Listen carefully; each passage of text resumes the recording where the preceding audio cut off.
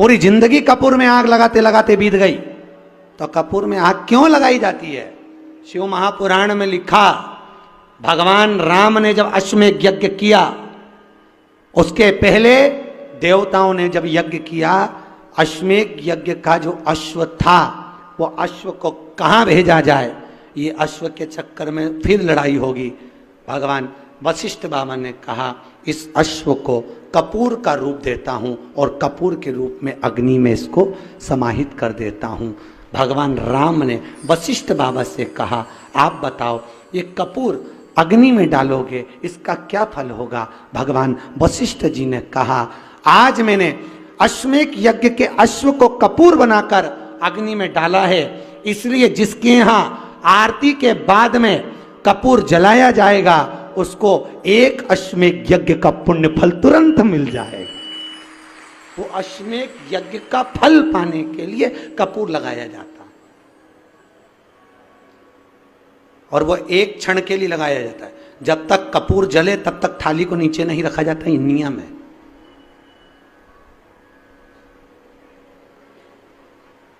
पर आज के जमाने में तो आरती चालू हो जब से कपूर लगा के बैठ जाओ, क्योंकि हवा इतनी चल रही है, कब बुझ जाए। गलत है, ये शास्त्र विधान के विरुद्ध है,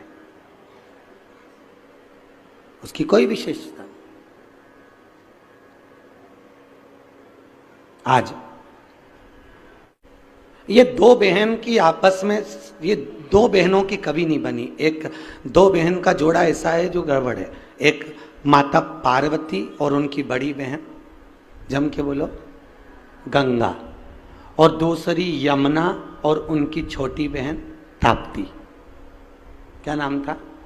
ताप्ती। ये दोनों की कभी नहीं बनी। गंगा ने, पार्वती और गंगा के बीच में विवाद हुआ, आपको कथा में सुनाया। ताप्ती और यमुना के बीच में भी विवाद हुआ। एक दिन यमुना जी का नियम था कि जिस समय यमुना के घाट पर भगवान रास करेंगे, उस समय पर यमुना ठाकुर जी के श्री विग्रह पर आए हुए पसीने को पोंछने के लिए जाएगी। पर आज यमुना का रूप रखकर ताप्ती चली गई, और ताप्ती ने जाकर भगवान के श्री विग्रह के पसीने को पोंछ दिया। तब यमुना जी आकर देखी तो मेरी छोटी बहन यहाँ खड़ी थी। छोटी बहन को देखकर तुरंत यमुना जी को गुस्सा आया। यमुना जी वहाँ से चली गई। जाकर यमुना महारानी ने ताप्ती से विनती करी, ताप्ती तूने ऐसा क्यों किया? ताप्ती कहती है, मैं कृष्ण को अपना बनाना चाहती हूँ। जानकर माता यमुना ने क्रोध में आकर ताप्ती को श्राप दे दिया। ताप्ती, मैं तुझे श्रापित देती हूं। हे ताप्ती, दुनिया की किसी नदी में अगर अस्थियां विसर्जित होगी, उनको गलने में 44 दिन लगेंगे, पर ताप्ती तेरे जल में अगर अस्थियां आएंगी तो तू तुरंत भक्षित करेगी, उसको तुरंत समाप्त करेगी। आज भी ताप्ती नदी में किसी अस्थियों को डाला जाता है तो मात्र 1.5 घंटे के अंदर वो अस्थियां जल के राख हो जाती है और पानी में बह जाती है, ताप्ती नदी।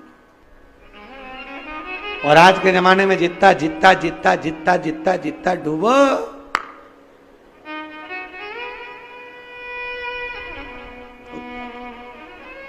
क्यों? पहले के जमाने में वास्तु नहीं होता था दोष, पहले के जमाने में पितृदोष नहीं होता था। क्यों? क्योंकि घर की मां घर के परिंदे में से, मटके में से लोटा भरती थी, और घर का रसोई घर के बीच होता था। पूरे घर में परिंदा पितरों का स्थान होता था। वहां से पानी भरकर पूरे घर में से निकलकर शंकर जी को चढ़ाने जाती थी। तो उसी लोटे में परिंदे का पानी जाता था तो पितृदोष, और घर में से निकल के जाती थी तो वास्तु दोष। दोनों शंकर को समर्पित हो जाते थे, इसलिए दोनों दोष घर में नहीं होते। आज के जमाने में मंदिर का ही लोटा, मंदिर का ही पानी और मंदिर का ही सब।